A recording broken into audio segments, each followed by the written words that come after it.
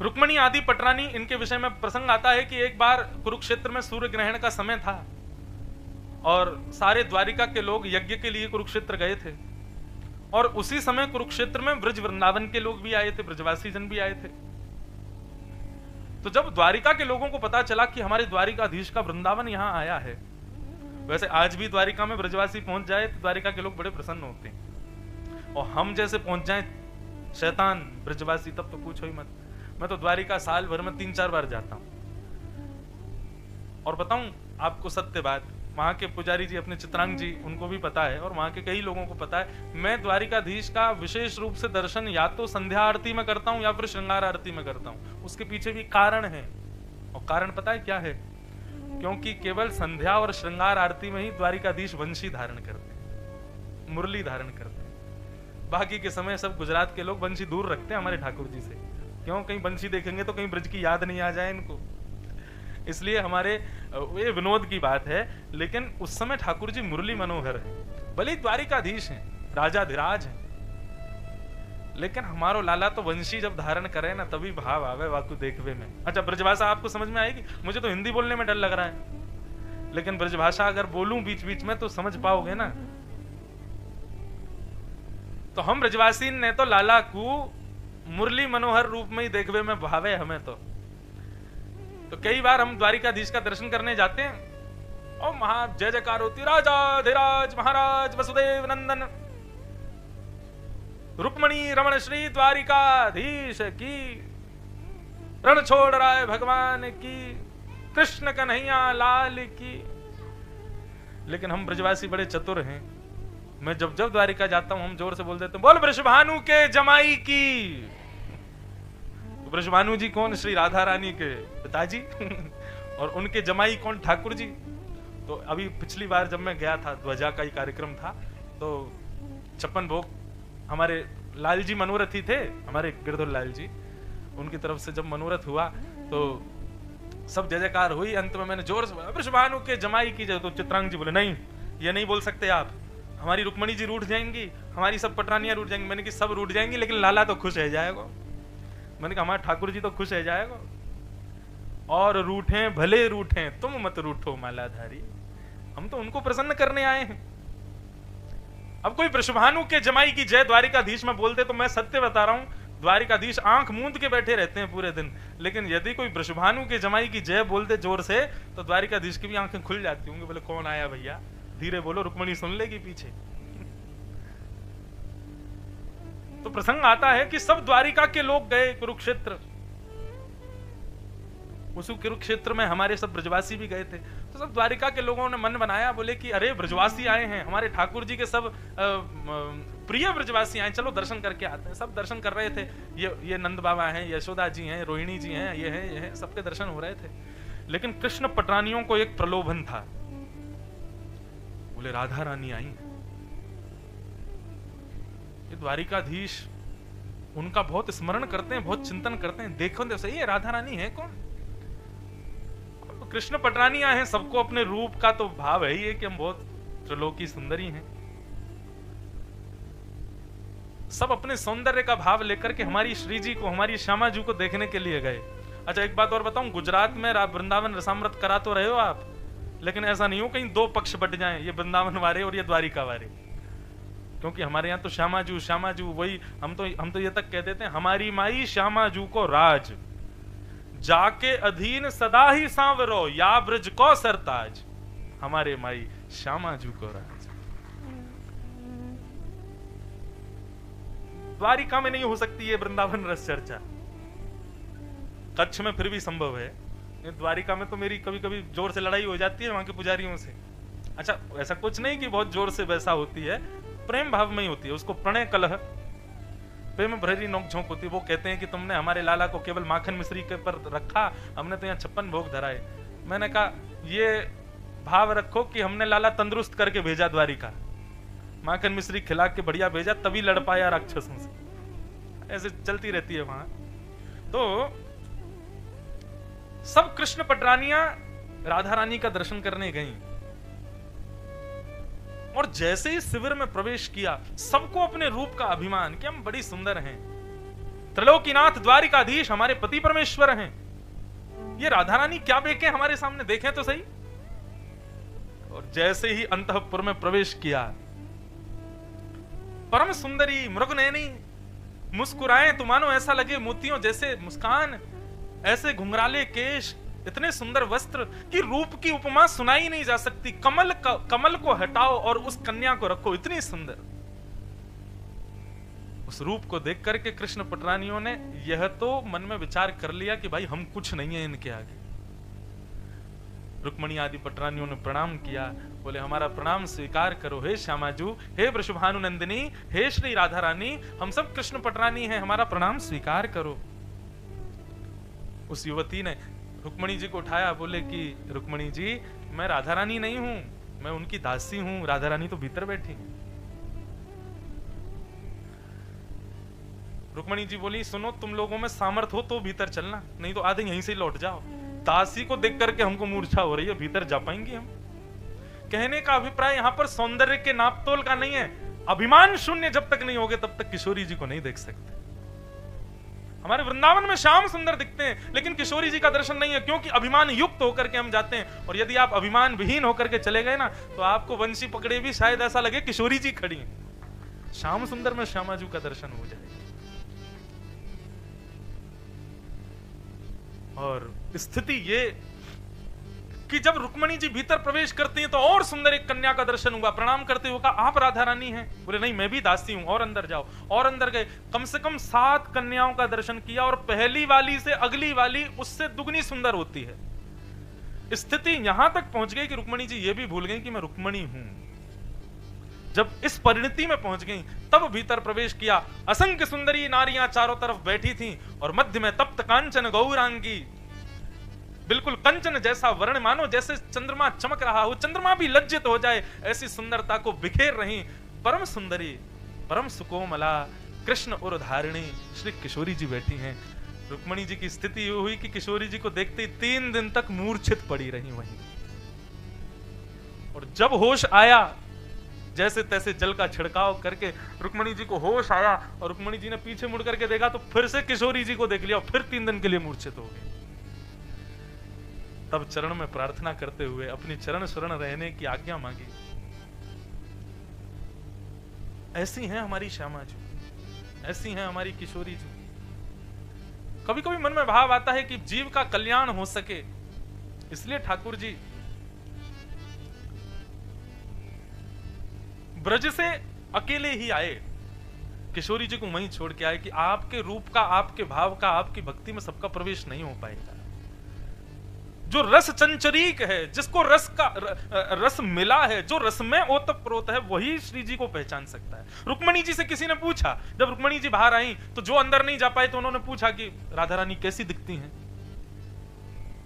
रुक्मणी जी बोली वर्णन का विषय नहीं है, लेकिन फिर भी तुम बहुत पीछे पड़ रहे हो कि राधा रानी का रूप बताओ। तो मैं केवल इतना कह सकती हूँ कि पूरे दिन के थके हारे श्याम सुंदर जब शाम को अपने शयन शैया पर लेटते हैं, अपना श्रृंगार उतार करके थके हारे श्याम सुंदर जब पौड़ जाते हैं, अपने घुंघराले केशों को खोल देते हैं, पीतांबरी थोड़ी उधरी सी होती है, धोती थोड़ी उधरी सी रहती है, मुखमंडल पर एक थकान के कारण निद्रा प्रकट हो जाती है। उस समय के श्याम सुंदर का वर्ण यदि गौर वर्ण कर दिया जाए तो लगेगा कि मानो श्री जी लेटी हुई। ऐसी हैं हमारी श्यामा जी। तो भैया ये श्री जी और वृंदावन का चर्चा का जो विषय है ना, इसको केवल सुन भर लो, बाकी इसमें ज्यादा बुद्धि मत लगाना। ये बुद्धि का विषय ही नहीं है, इसमें ज्यादा ज्ञान का प्रवेश मत करवाना, ये उसका विषय ही नहीं है। कल महाराज जी मेरे को बोल रहे थे, तो बोले कि महाराज जी वेदांती आएंगे, वो भी आएंगे और आदि आदि सब आप मुझे तो बता रहे थे सब आएंगे। मैंने कहा महाराज वृंदावन में तो केवल रस चंचरीकों का प्रवेश है, वृंदावन में बुद्धि लगानी ही नहीं है, बुद्धि का विषय ही नहीं है। तो बस सुनिएगा, मैं बहुत रोक रोक करके विषय आगे बढ़ाऊंगा, क्योंकि वृंदावन का रस सामान्य साधारण नहीं है। इसलिए आप लोग अधिकारी बन के केवल भाव से प्रवेश कर जाना, बुद्धि मत लगाना उसमें कि ये क्या हो गया, ये क्यों हो गया, ये कैसे संभव है। वृंदावन है तो सब संभव है, और वृंदावन में सब संभव है।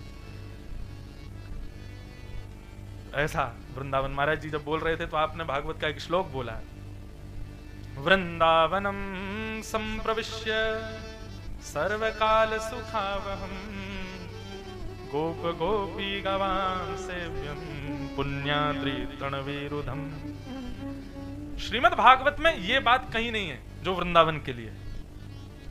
ठाकुर जी गोकुल में भी रहे, ठाकुर जी मथुरा भी गए, ठाकुर जी द्वारिका भी गए, ठाकुर जी हस्तिनापुर भी गए, लेकिन जब वृंदावन जाते हैं तब श्री शुक्राचार्य जी क्या कहते हैं कि वृंदावनम संप्रविश्य सर्वकाल सुखावहम। आहा, ये बात ही प्रमाण दे देती है कि वृंदावन कैसा है। बोले ज्यों ज्यों श्याम सुंदर वृंदावन में चरण रख रहे हैं पहली बार, त्यों त्यों श्याम सुंदर के रोए खड़े हो रहे हैं, त्यों त्यों श्याम सुंदर आनंदित हो रहे हैं, त्यों त्यों श्याम सुंदर के नेत्र जल से भर रहे हैं। एक ऐसी स्थिति होती है, कई बार प्रेमी जन कहते हैं कि मैं ब्याह इसी से करूंगा। क्यों? ये चाहे मुझे मारे, चाहे मुझे बिल्कुल पूछे ना, चाहे मेरे साथ बुरे से बुरा करे, लेकिन मैं इसी के साथ ही रहूंगा। ठीक यही स्थिति ठाकुर जी की वृंदावन के प्रति है कि वृंदावन में चाहे हमको भोजन नहीं मिले, वृंदावन में चाहे हमको आरती ना मिले, वृंदावन में चाहे हमको दर्शनार्थी ना मिले, लेकिन हम रहेंगे वृंदावन में। ये बात और किसी स्थान के लिए है ही नहीं। हाँ, जगत नियंता जगदाधार त्रिलोकीनाथ जो वैकुंठ में निवास करते हैं, वो वैकुंठ जिस वैकुंठ की सराहना वेद भी करते हैं, जिस वैकुंठ की उपमा का वर्णन देवादिदेव महादेव तक करते करते हार जाते हैं, वो वैकुंठ पति जब वृंदावन में प्रवेश करते हैं तब शुक्राचार्य जी कहते हैं वो वैकुंठनाथ को इतना सुख वैकुंठ में भी नहीं मिलता जितना सुख वृंदावनम संप्रविश्य, वृंदावन प्रवेश करने में उनको जितना सुख मिल रहा है। क्यों? ऐसा क्या है वृंदावन में जो श्याम सुंदर को इतना प्रिय है, जो हमारे ठाकुर जी को इतना आकर्षित कर रहा है, जो त्रिलोकीनाथ जगत नियंता जगदाधार जिसको जो किसी के अधीन नहीं है, जिसको किसी के अधीन रहने की आवश्यकता भी नहीं है, ऐसे वो त्रिलोकीनाथ वृंदावन आकर के इतने प्रसन्न क्यों हो रहे हैं? भागवत में भगवान के विराट रूप का वर्णन, गीता में भगवान के विराट रूप का वर्णन जब किया जाता है तब वहां पर तो बताया जाता है कि सारा विश्व भगवान के उदर में विद्यमान है, सब कुछ भगवान के दृष्टिगोचर होता है, सब कुछ भगवान का ही है। तो ये वृंदावन इतना सुख क्यों दे रहा है ठाकुर जी को? तब हमारे वृंदावन के रसिकाचार्यों ने बताया कि वृंदावन इतना सुख श्याम सुंदर को क्यों दे रहा है।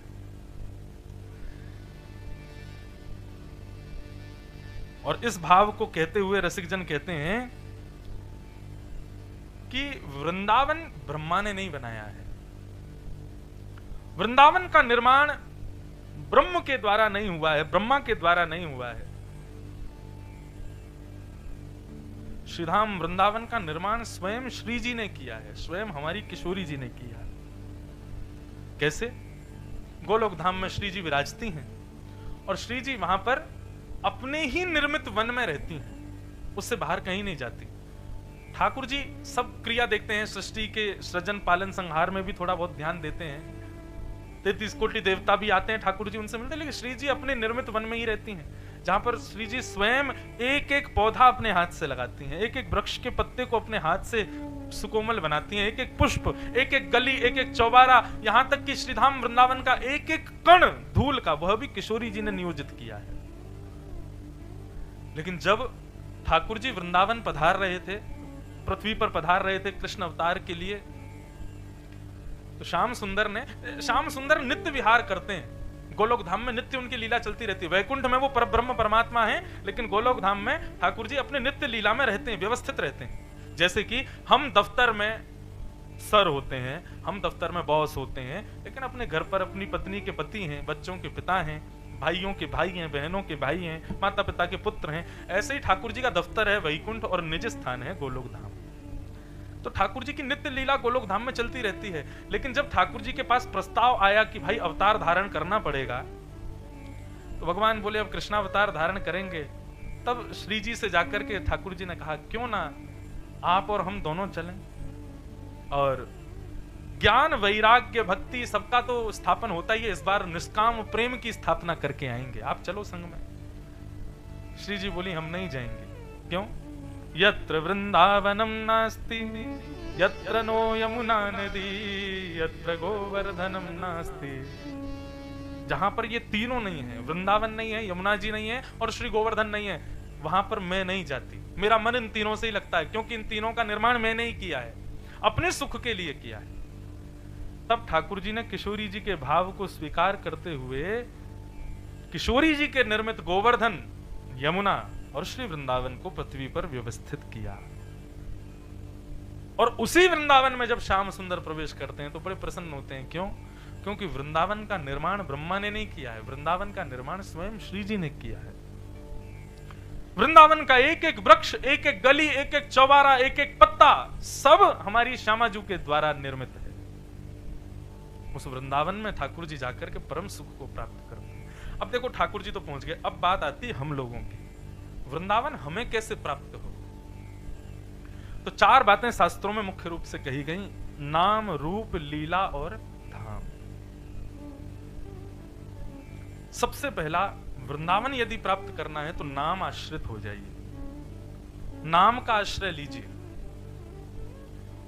नाम का आश्रय लेने से धाम की प्राप्ति होगी।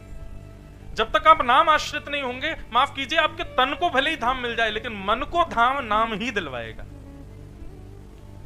बहुत ध्यान से सुनिएगा इस बात को। सबसे पहले नाम का आश्रय लीजिए। हमारे वृंदावन में परम धन राधा नाम आधार, हमारे यहां परम धन क्या है? श्री राधा रानी का नाम। अब जब चर्चा ही वृंदावन की है तो वृंदावन श्री जी और श्याम सुंदर यही चलते रहेंगे। तो वृंदावन यदि प्राप्त करना है, मतलब धाम यदि चाहिए, तो नाम का आश्रय लो। श्री राधा श्री राधा श्री राधा श्री राधा श्री राधा श्री राधा, बस नित्य इसी को गाते रहो। मुझे श्लोक स्मरण नहीं है, मैं आज रात्रि गुरु जी से पूछ के कल सुनाऊंगा। महाराज जी भी बैठे हैं। एक जगह का कहीं का श्लोक है कि जैसे ही व्यक्ति राधा बोलता है तो ऐसा कहते हैं कि रा बोलते ही ठाकुर जी का वैकुंठ में सिंहासन हिलने लग जाता है। कहीं धातु नहीं बोल रहा है। क्यों? क्योंकि राधा बोलेगा तो राधा सुनने के लिए ठाकुर जी सन्मुख प्रकट हो ही जाते हैं। दिखते नहीं है लेकिन आते जरूर हैं। अभी मैंने 4 बार राधा बोला तो 4 बार वैकुंठ से अप डाउन हो गए होंगे ठाकुर जी।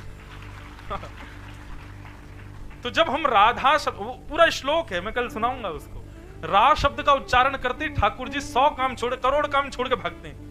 क्यों? क्योंकि धा सुनते ही ठाकुर जी मंत्र मुग्ध हो जाते हैं, इतना प्रिय है। तो श्री राधा श्री राधा श्री राधा, इस नाम का आश्रय ले लो। नाम क्या करता है बंधुओं? नाम औषधि है। क्या है? औषधि। औषधि यानी कि दवाई, मेडिसिन। इसका जितना सेवन करोगे। अच्छा, एक और बात, अब देखो यहां पे भी बात कहने की, नाम बोला नहीं जाता, नाम पिया जाता है। उसकी क्रिया बोलने की है, लेकिन नाम का सेवन किया जाए। श्री राधा बोल मुख रहा है, लेकिन अंदर ऐसी अनुभूति होती है कि श्री राधा भीतर प्रवेश कर रहा है। श्री राधा श्री राधा श्री राधा श्री राधा राधा। इस औषधि का पान करने से क्या होता है? व्यक्ति के हृदय में, बुद्धि में, मन में जितने विकार हैं, जितने दोष हैं, उन सबको राधा नाम औषधि के मात्र जाकर के चिकित्सा करता है। व्यक्ति यदि रोगी है और विशेष रूप से अगर कोविड उसको हो रखा है तो वो प्रतिबंधित है, उसको सब जगह ले जाने का अधिकार नहीं, यहां तक कि कमरे से भी निकलने का अधिकार नहीं है। घर के लोग भी उसको कमरा में बंद करते हैं, बाहर मत आना, क्यों? तुमको रोग हो रखा है। ठीक उसी प्रकार जब हम रोग से ग्रसित हैं, सांसारिक रोग, सांसारिक व्यसन, सांसारिक भोग विलास, ये सब रोग हमको लगे हैं, तब वृंदावन जाने का अधिकार हमको नहीं होता। शरीर से भले ही हम चले जाते हैं, लेकिन हमारी अटेंडेंस नहीं होती वहां पर। इसलिए वृंदावन जाने से पूर्व श्री राधा श्री राधा श्री राधा नाम का आश्रय लो। नाम का आश्रय जब हम लेंगे तो नाम आश्रय से विषाद, हमारे हृदय के रोग, हमारे हृदय की दूषितताएं दूर होंगी। उसके बाद तन भले ही ना जाए, लेकिन मन वृंदावन पहुंच जाएगा। मन का उपस्थित होना वृंदावन में बहुत अनिवार्य है। तो सबसे पहले नाम का आश्रय लो। हमारे यहां सबने यही कहा कि नाम आश्रित हो जाओ। अंत में निकला यह परिणाम, राम से बड़ा राम का नाम। ये तो हम कथा में सुनाते हैं। श्री ठाकुर जी से भी बड़ा श्री राधा जी का नाम है, ठाकुर जी का नाम है। वृंदावन उपासकों को श्री राधा नाम आश्रित होना चाहिए। नाम दिलाता है धाम। भक्तमाल जी में एक कथा आती है। एक राजा हुए, उन राजा का नाम था चंद्रपाल। क्या नाम था? जोर से बोलो। चंद्रपाल राजा जो थे, ये शरीर से रहते थे। राजस्थान का एक नगर है करौली, वहां के राजा थे चंद्रपाल राजा। ध्यान से सुनना, नाम व्यक्ति को कैसे वृंदावन में ले जाता है। फिर भले ही आप गांधीधाम रहो, कच्छ रहो, गुजरात रहो, सूरत रहो, बड़ौदा रहो, अहमदाबाद रहो, कहीं भी रहो, नाम यदि आपके पास है तो धाम आपका है, धाम में ही आप हो, यही विश्वास आपको मानना है। तो चंद्रपाल राजा थे करौली में, वो इतने नाम आश्रित थे कि नाम ने उनको पूर्ण रूपेण ठाकुर जी के योग्य बना दिया था। शरीर से राजा थे, रहते करौली में थे, लेकिन नित्य श्रीधाम वृंदावन में ही उनका स्थिति रहती थी, वृंदावन का ही अनुभव करते थे। अब चंद्रपाल राजा की बात तो चलो पहली बार आपने सुना इनका नाम, आपने नाम सुना होगा रैदास, नाम सुना है। श्री रैदास जी की स्थिति ऐसी बताते हैं कि श्री रैदास जी को एक दिन स्नान करते हुए नदी में ठाकुर जी मिल गए, तो रैदास जी उनकी सेवा करने लगे, अपनी कुटिया में रैदास जी को ले आए, रैदास जी ठाकुर जी को ले आए। तो रैदास जी का नियम था, वो विचरण बहुत करते थे, धामों में घूमते ही रहते थे, कभी बद्रीनाथ, कभी केदारनाथ, कभी जगन्नाथ, कभी द्वारिका, कभी वृंदावन, कभी कहीं कभी कहीं। लेकिन जब से ठाकुर जी आ गए रैदास जी का निकलना बहुत कम हो गया। क्यों? ठाकुर जी के अनुकूल भोग की व्यवस्था, शयन की व्यवस्था, ये सब नहीं हो पाती थी। तो श्री रैदास जी एक ही जगह पे अपनी कुटिया में ही रहते थे, लेकिन उनका बड़ा मन होता था कि हम कहीं जाएं, कहीं जा नहीं पाते थे। तो रैदास जी ने एक युक्ति अपनाई और उन्होंने अपनी कुटिया में ही कोनों को नाम दे दिए। कुटिया का वो कोना बद्रीनाथ, कुटिया का ये कोना श्री वृंदावन, कुटिया का वो कोना जगन्नाथपुरी, ये कोना द्वारिका धाम। ऐसे करके कुटिया में बहुत सारे नाम और नामों की नेम प्लेट लगा दी जगह जगह। रैदास जी क्या करते, बीच में बोले रैदास की कुटिया, वहां पर ठाकुर जी का श्रृंगार करते, श्रृंगार आदि करके, ठाकुर जी तैयार हो गए, चलो अब कहां चलोगे घूमने, चलो अयोध्या जी चलते हैं। सारा सामान वामान सब लगाते, भोजन की सामग्री रखते, ठाकुर जी का बैग लगाते, अपना बैग लगाते, सब लगा के ठाकुर जी को गोद में उठाते। कुटिया में ही एक स्थान का नाम अयोध्या था, वहां ले जाके ठाकुर जी को विराजमान, जय हो श्री अयोध्या धाम की जय, जय हो राजा रामचंद्र भगवान की जय। अरे वाह, देखो कितनी सुंदर सरयू जी बह रही हैं, कैसी सुंदर हवा बह रही है, राम राम करते लोग घूम रहे हैं। और पूरे दिन इसी स्थिति में रहते थे कि मैं श्री अवध में हूं, श्री कनक बिहारी जी सामने बैठे हैं, श्री हनुमान जी का दर्शन हो रहा है, सरयू जी बह रही हैं, ऐसे भाव में रहते। दूसरे दिन कहते, लाल जी बड़ा अच्छा अयोध्या का भ्रमण रहा, अब इच्छा हो रही है थोड़ा बद्रीनाथ दर्शन करने चलें। तो उस दिन श्रृंगार करके सब सामान फिर उठाते, एक कोने का नाम बद्रीनाथ, वहां पहुंच जाते। जय हो बद्रीनाथ, कैसी सुंदर हवा चल रही, देखो कितना सुंदर हिमालय, गंगा जी बह रही हैं, जय हो नाथ, बड़ी कृपा आपकी जो मुझे इतना घुमा रहे हो। अब ये तो थी कुटिया के अंदर की स्थिति करते करते ये हो गया कि श्री रैदास जी जब बद्रीनाथ की यात्रा पर जाते थे ठाकुर जी को लेकर के, तो भले ही जेठ का महीना हो, जून जुलाई का महीना हो, वो अपने ठाकुर जी को शॉल पहनाते, कंबल पहनाते, अंदर कुटिया में। अरे बद्रीनाथ में है ठाकुर जी, हवा चल रही है, ठंड पड़ रही है, बर्फ गिर रही है, ठाकुर जी आप शॉल पहन लो। अंगीठी रख देते सामने, अग्नि प्रज्वलित करते, ठाकुर जी को तपाते, और बाहर जुलाई का महीना। स्थिति ये हुई कि महाराज एक बार श्री रैदास जी अपने ठाकुर जी को बद्रीनाथ ले गए और जेठ के महीना में उनके गांव में बर्फ गिरने लग गई।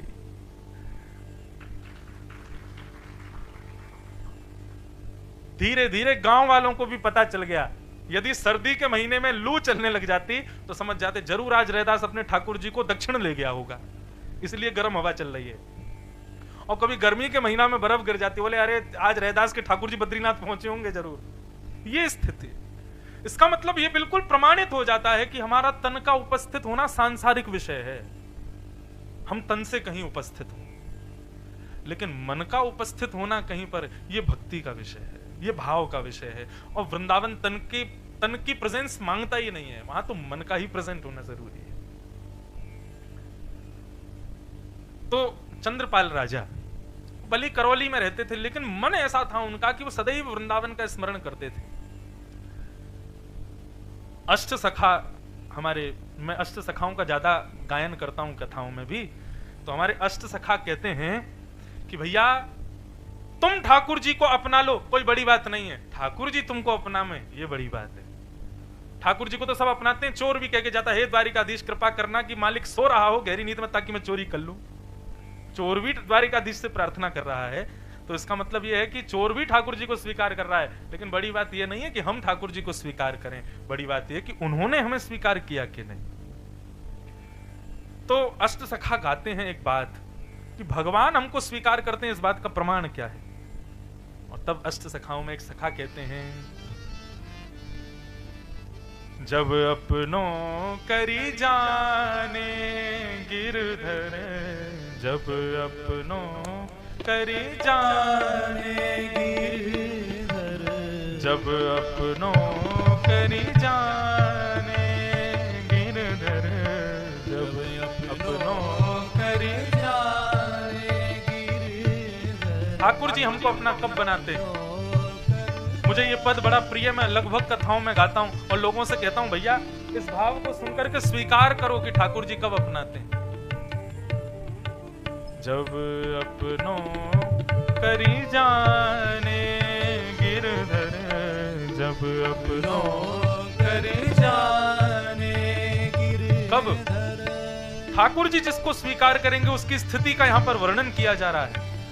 ताको मन भक्तन की सेवा, ताको मन भक्तन की सेवा, ताको मन भक्तन की सेवा, ताको मन भक्तन की सेवा। हरि जन संगे हरि उर आने, हरि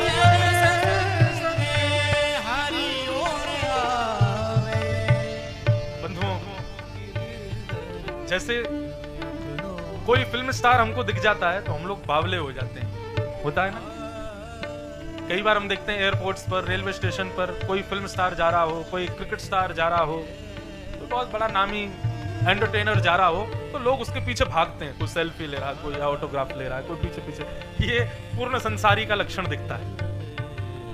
लेकिन जैसे ही कोई संत दिखे, जैसे कोई वैष्णव दिखे, कोई तिलकधारी दिखे, कोई गले में माला पहना, कोई वैष्णव रूप का दिखे, आप बावले से हो जाओ उसको प्रणाम करने। आप भले ही उसको नहीं जानते, लेकिन उसके रूप को देख करके, उसके भेष को देख करके, उसके भाव को, उसके माथे का तिलक देख के, उसकी धोती देख के आपके मन में हो जरूर द्वारिका से, वृंदावन से, अयोध्या से इनका कोई संबंध है। आप तुरंत जाके उसको प्रणाम करो, भले ही वो आपका अपरिचित है।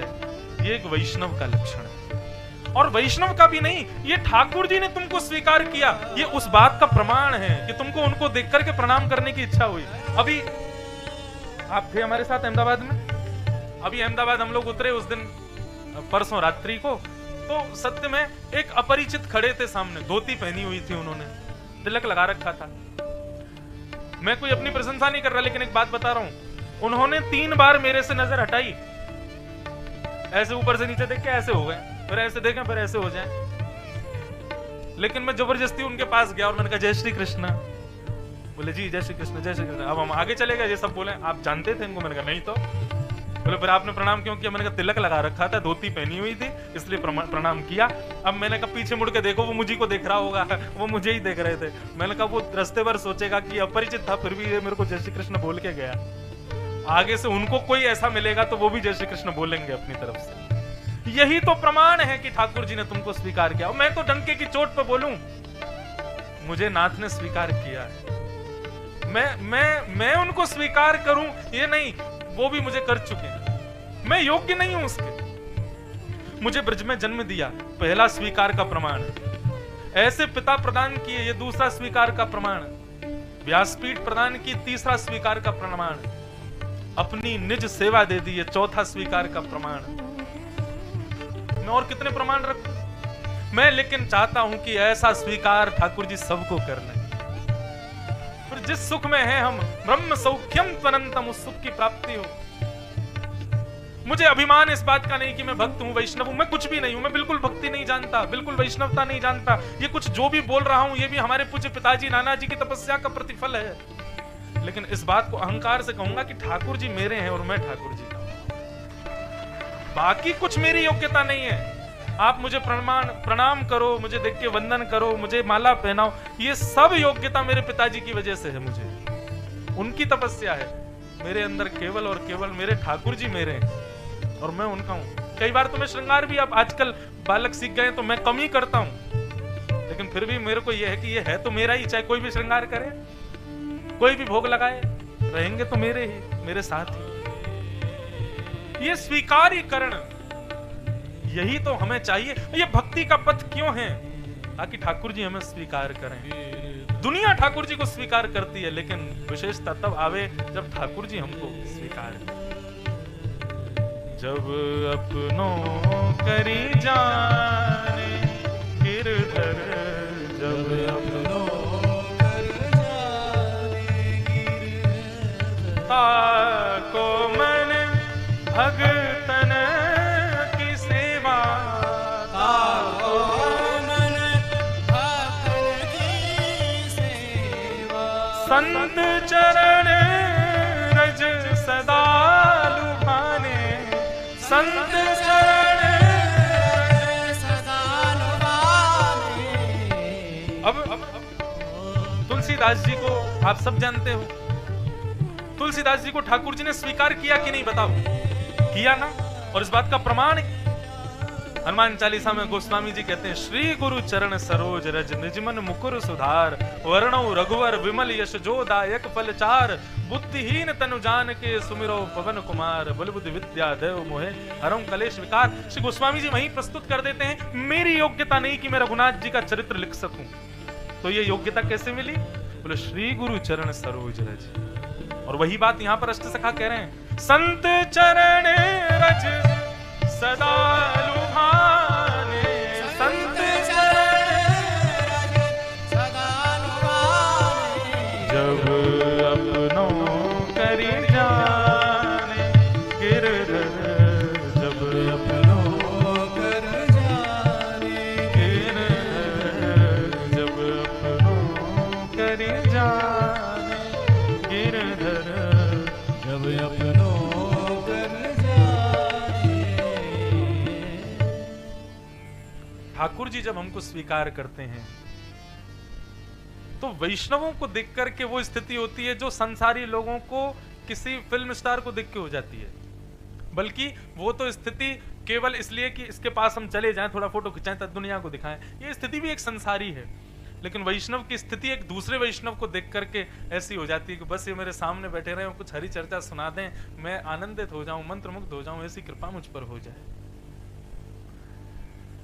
आइंदा कभी रेलवे स्टेशन पर, कभी एयरपोर्ट पर, कभी बस में, कभी गाड़ी में, अहमदाबाद में, बड़ोदरा में, दिल्ली में, अमेरिका में, कहीं भी कोई वैष्णव दिखे ना, भले ही अपरिचित हो। वैष्णव किसे कहते हैं?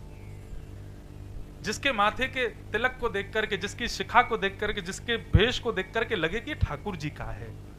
कोई भी एक चिन्ह वैष्णव का उसके अंदर हो, अपनी तरफ से उसको प्रणाम करना। बिल्कुल विचार मत करना कि क्या सोचेगा। और एक और बात, कहीं वो नहीं कि प्रणाम करके उसका परिचय भी पूछने लग जाओ, आप कौन हो, कहां से हो। परिचय भी मत पूछो, बस वो ठाकुर जी का, इससे ज्यादा क्या चाहिए आपको जानना? कहां से है, कौन है, क्या है। उसने तिलक लगाया है, उसका स्वरूप वैष्णव का है, आप अपनी तरफ से प्रणाम करो। ये दो स्थिति में ही प्रणाम हो सकता है। या तो तब होगा जब ठाकुर जी हमको अपना लेंगे, तब अपने आप सहज ही होगा। वाल्मीकि रामायण में वर्णन आता है कि विभीषण जी अपने स्थान पर बैठे, कमरे में बैठे ठाकुर जी का यजन कर रहे थे। हनुमान जी रूप बदल के घूम रहे थे। जैसे ही हनुमान जी विभीषण के यहां पहुंचे तो कहते हैं कि विभीषण जी एकटक हनुमान जी को देखने लगे और देखते रह गए। और थोड़ी देर में हनुमान जी रूप बदल के आए, ब्राह्मण का रूप धारण करके आए, लेकिन विभीषण उनके पास जाता है, उनके चरण छू लेता है। हनुमान जी थोड़े पीछे हुए, बोले आप हमें प्रणाम क्यों कर रहे हो? आप तो राम भक्त हो, राम भक्त के अलावा किसी को प्रणाम नहीं करते हो, आप हमको वंदन क्यों कर रहे हो? तो विभीषण जी कहते हैं पता नहीं आप कौन हो, लेकिन जब से आप आए हो ना, तब से आपको देख के पता नहीं मेरे को राम जी को और पाने की इच्छा हो रही है। मेरा मन कर रहा है मैं उनका और भजन कर लूं, मैं उनका और सेवा कर लूं, मैं उनकी और वंदना कर लूं। आप जब से आए हो तब से और ऐसा हो गया है मेरे स्थान का, मुझे ऐसा लग रहा है कि मैं जितना भजन करता हूं उससे दुगना कर लूं अभी। तो निश्चित ही आप कोई हरि भक्त ही हो, इसलिए मैं प्रणाम कर रहा हूं। हनुमान जी प्रकट हो गए अपने रूप में। वो धन्य है विभीषण। भक्त का परिचय भाव से है, उसके वचनों से है, लेकिन प्रथम परिचय उसके स्वरूप से भी है।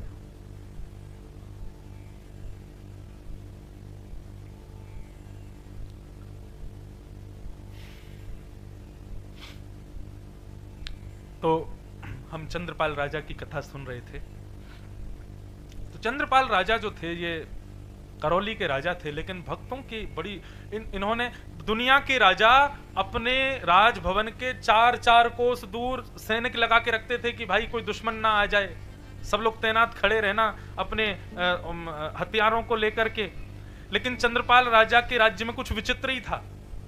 4-4 कोस दूर पर सैनिक लगा रखे थे, लेकिन हाथ में माला और पुष्प और गुलाब जल का छिड़काव करके सब सैनिक खड़े रहते थे कि कहीं दूर से कोई तिलक धारण किए, कंठी माला पहने कोई वैष्णव देखा आता हुआ तो नाचते गाते हुए गाजे बाजे के साथ कोसों दूर भी कोई दूसरे मार्ग पर भी जा रहा हो, कोई अन्यत्र कहीं जा रहा हो, उसको भी प्रणाम करके निवेदन करना 2 मिनट के लिए मेरे राजमहल में आ जाए। उसने अपनी सेना इसीलिए लगा रखी थी कि वैष्णवों को ढूंढ ढूंढ के लाओ। इतना वैष्णव निष्ठ था। और महाराज स्थिति इतनी नहीं, कोई भी बेचारा कोई साधारण सा ही तिलक लगा के चला जाता था और राजा के महल के बाहर से कहीं से निकल जाता 4 कोस दूर से, तो सैनिक उसके हाथ जोड़ते, पांव पूछते, माला पहनाते, गुलाब जल का छिड़काव करते, बोले हमारे राजा की आज्ञा है, कोई भी वैष्णव देखे प्रार्थना करना, वो रुचि हो उनको तो उनको ले आना, नहीं हो तो कोई बात नहीं, आप चलिए ना, हमारे राजा का भाग्य उदय होगा, आप जाएंगे तो वैष्णव बोलते अरे वाह भाई, ऐसा वैष्णव निष्ठ राजा, इसके तो दर्शन करने चाहिए। महाराज मानो जैसे 365 दिन व्यवस्था उसके यहाँ ऐसी, जैसे आज आपने यहाँ स्वागत की व्यवस्था की, ढोल नगाड़े बज रहे, पुष्प बज रहे, तो ये 4 दिन की व्यवस्था है, लेकिन राजा के यहाँ ऐसी 365 दिन रहती थी। सारे सैनिक नए कपड़े पहनेंगे, सारे गांववासी सब नए कपड़े पहनेंगे और सबके यहाँ तैयारी रहेगी कि कोई वैष्णव आए तो सब पुष्प वर्षण करोगे, सब जय श्री कृष्ण बोलोगे, सब उनका कीर्तन करोगे, सब दक्षिणा प्रदान करोगे। ऐसा राजा। श्री नाभा जी ने भक्तमाल में राजा चंद्रपाल का इतना यश गाया, बोले ऐसा वैष्णव निष्ठ राजा हमने देखा नहीं। राजा के दरबार में प्रवेश करते तब तो पूछो ही मत, प्रणाम करते, चरण धोते, चरण का जितना जल होता सब पान करके पूरे नगर में छिड़कवाते, माला पहनाते, दक्षिणा देते, और उसके बाद राजा रानी दोनों बिल्कुल निर्लज्ज होके उस वैष्णव को राज्य गद्दी पर बैठा के दोनों नृत्य करते। क्यों? बोले आज हमारे घर हरि का प्यारा आया है। आज के राजा रानी दोनों नृत्य करते, और इतना ही नहीं, जब वो वैष्णव भोजन आदि प्राप्त करके जाने लगते तो राजा रानी बिलक बिलक के रोते कि आप दोबारा कब आओगे। उनके इस प्रेम भाव को देख करके वैष्णव जन मुरीद हो जाते, सदा के लिए उनके नगर में ही रह जाते। स्थिति ये हो गई थी कि राजा के यहाँ पर सैनिक के नाम ही सैनिक होता था, लेकिन वो परम भागवत परम वैष्णव होते थे। ऐसा राजा। चंद्रपाल राजा के इस भाव की चर्चा 10 दिशाओं में होने लगी। एक राजा ने जब ये चर्चा सुनी तो उसने कहा, बोले ये सब तो बेकार की बात है, यहाँ तो पात्र का विचार ही नहीं किया जाता है। अरे किसी के भी पांव में पड़ जाना ये कोई सही बात है? कम से कम देखना चाहिए पात्र है कि नहीं। अरे सीता जी का हरण इसीलिए तो हो गया था क्योंकि रावण संत का वेश धारण करके आ गया था। ऐसा नहीं होना चाहिए, पात्र का विचार करना चाहिए। और उस राजा ने क्या किया, एक साधारण से व्यक्ति को कहा कि तुम जाओ और सुनो तिलक माला पहन के जाना, और देखते हैं क्या होता है।